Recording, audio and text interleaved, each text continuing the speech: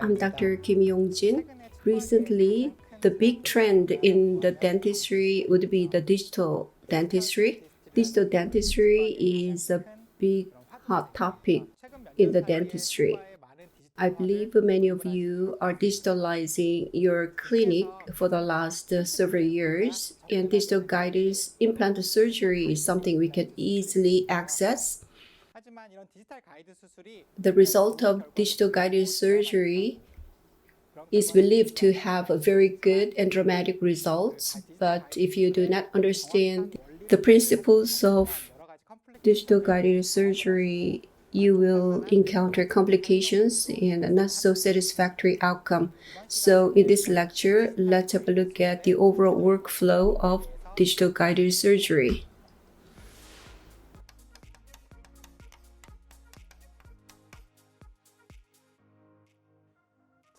I always ask a question when I throw a digital guided surgery lecture. Why do we need to place implants accurately? What is the definition of accurate implant placement? It would be in proper position and angulation when implants are placed.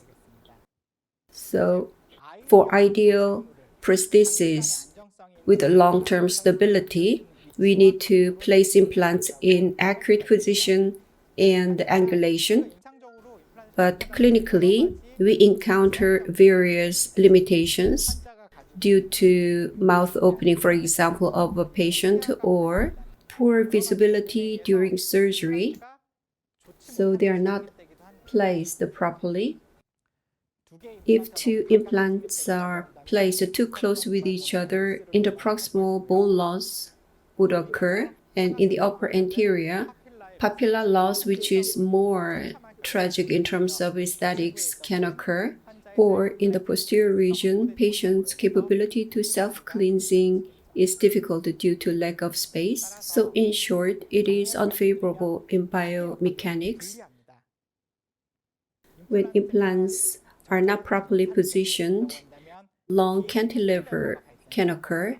The bending moment of the cantilever can cause a fracture or loosening of an implant abutment or screw, and it can lead to complications aesthetically in the anterior region.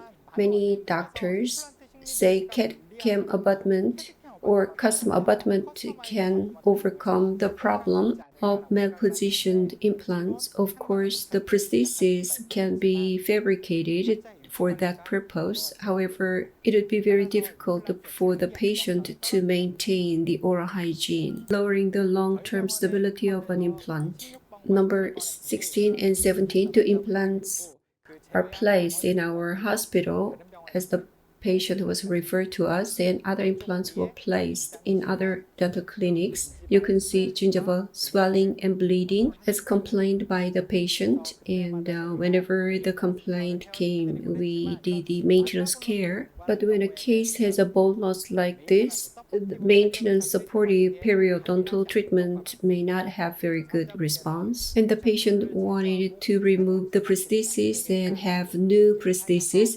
so we decided to remove the prosthesis and to check the positions of implant. On the panorama, mesiodistal positions can be confirmed, but buccolingual positions cannot be confirmed. So first, the prosthesis is removed in the left side of the upper jaw. We found the screw access holes are buccally positioned. Based on the screw access hole, we can estimate the positions of implants. So this is the case where implants are too buccally positioned. Therefore, to compensate for the malpositioned implants, gold cast abutments were fabricated, but excessive cantilever is made palatally. Below the palatally extended cantilever, plaque control was not possible, so gingiva in that area is inflamed. Keeping those implants, replacing the prosthesis would not work here, so the implants were removed and new ones would be placed. A flap is raised and implants were removed using a fixture remover. In the upper posterior region, fixture driver can be used. If it is not easy, EFR kit can be used.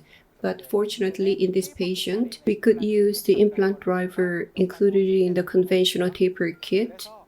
We used it in the reverse direction and implants were removed. Drilling was done palatally to correct mesiodistally malpositioned implants and new ones were placed.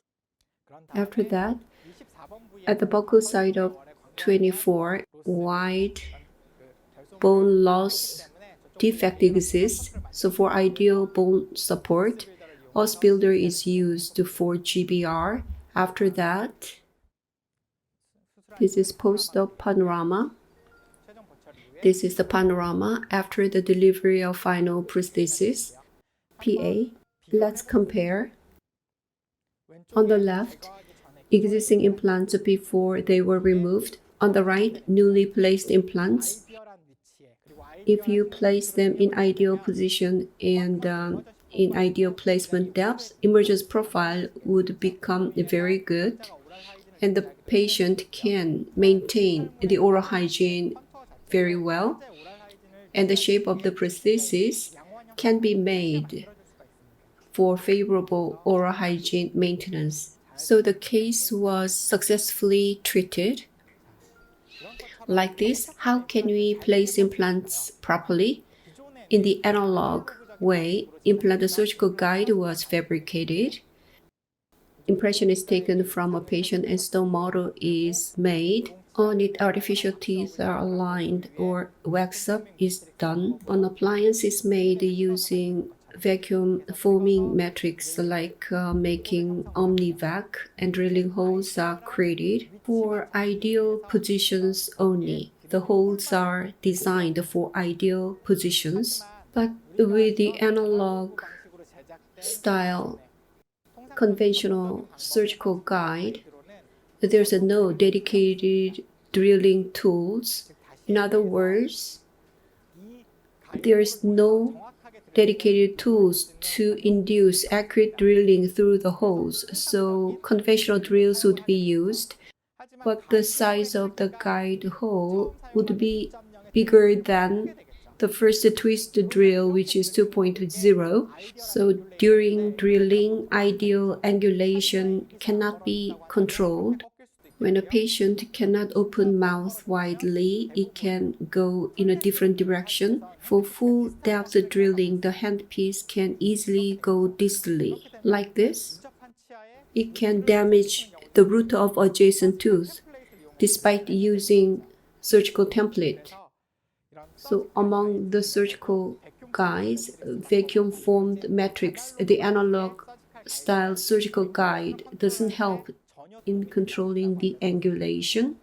Therefore, recently, as the digital becomes the big trend in dentistry, digital surgical guide, digital guided implant surgery is getting very popular.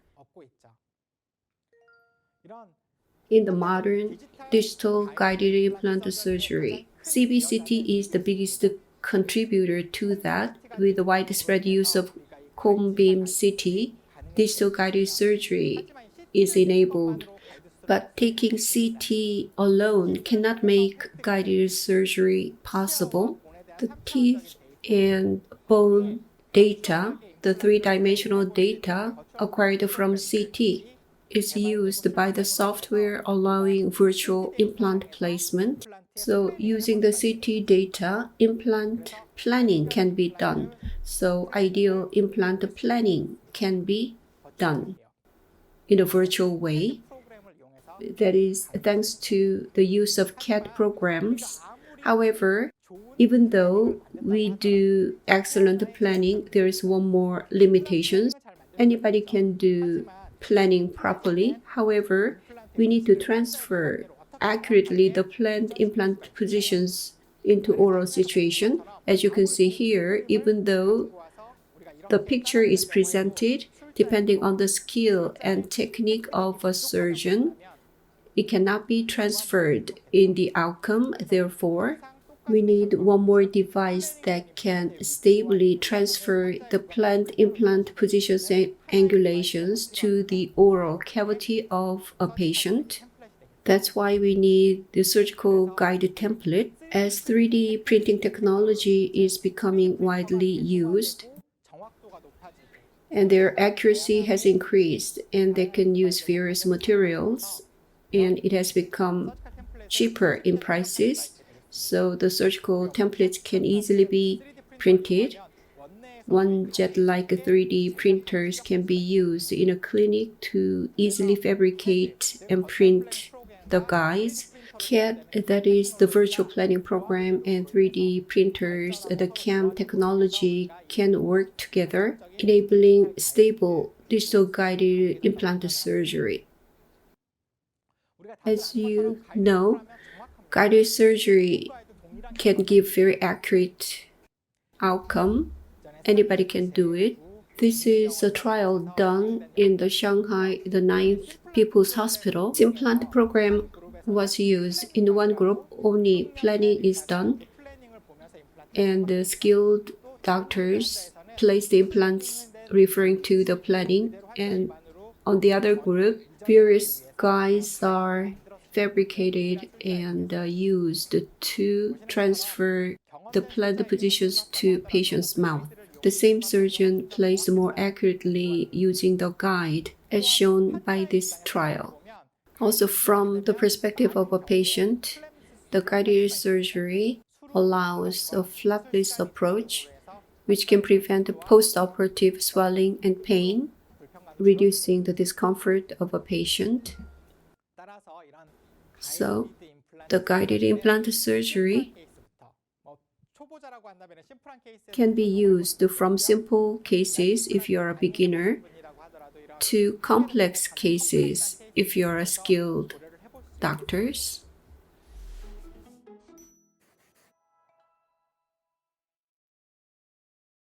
In order to do guided surgery properly, we need to understand the guided surgery principles and workflow. The workflow is as follows. Let's have a look at it in more details. The first step is to take the cone beam CT. By taking the CT, we get the information, the three-dimensional information about bone, teeth, mandibular canal, and the distance to the sinus. Therefore, ideal implant planning without complications can be made. However, we need one more data. The guide will be put over soft tissue gingiva and adjacent teeth, so we need surface data. Trios, like intraoral scanner, can be used to get the surface, like teeth and gingiva. I use trios.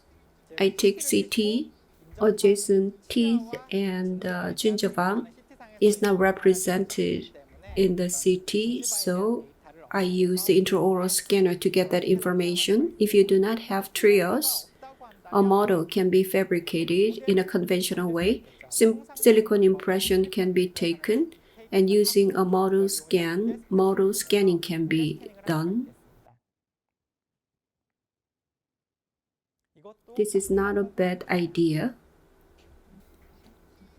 So, DICOM file from CT and the three-dimensional STL file from intraoral scanner should be merged together.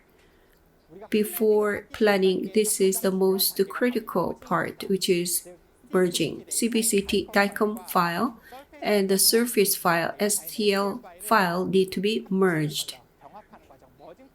This is the merging procedure. The merging is done based on teeth. If you use one guide, Implant Studio from 3Shape can be used. The appearance of teeth on the CT image and the teeth image from the surface data can be superimposed. The surface scanned data is used to design prosthesis. Relation to opposing teeth and the relation to adjacent teeth are considered to design prosthesis. After that, to support the prosthesis, ideal positions of implant placement is identified, enabling top-down approach. In other words, restoration-driven implant placement.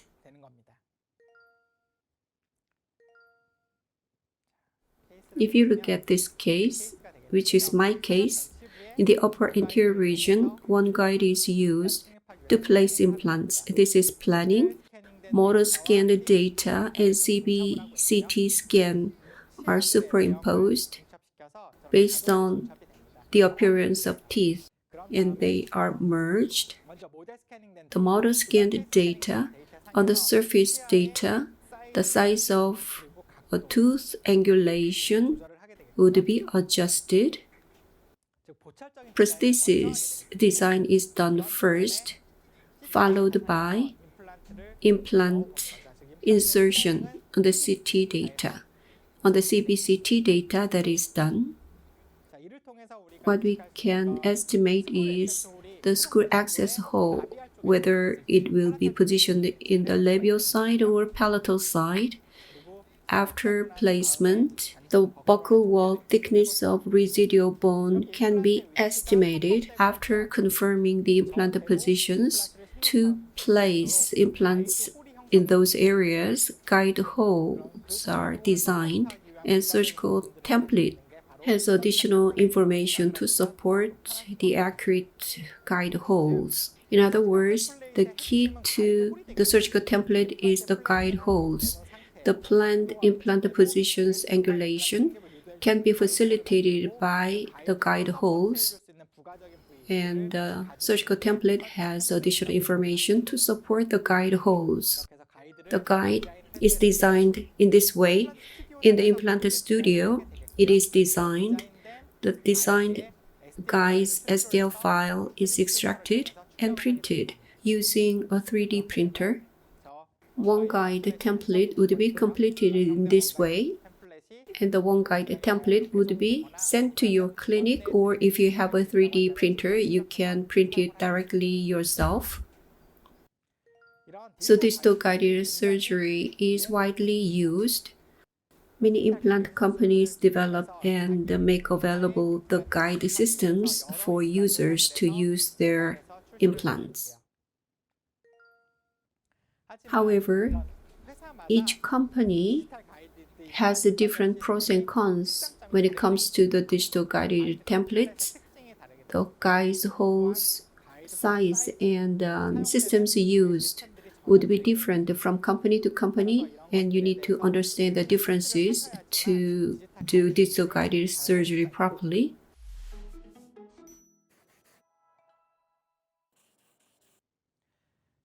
We looked at overall digital guided implant surgery workflow. When we understand the workflow accurately, we can reduce the errors to the minimum from the beginning.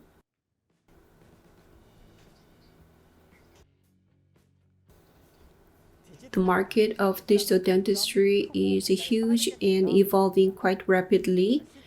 The biggest advantage of using digital guided implant surgery is to do various implant planning with three-dimensional bone and teeth data from CT data and infraoral scanner or model scanner surface information. In the past, we just took a CT image and applied a template to estimate where the positions should be. However, now even prosthetic design can be done, and overall treatment outcome can also be estimated. That is the big advantage. However, digital guided implant surgery cannot be applied blindly. Many challenging outcomes can occur. Therefore, the most basic workflow should be understood. Based on that workflow, we will talk about one guided system's characteristics and detailed information about kits. Thank you for your attention.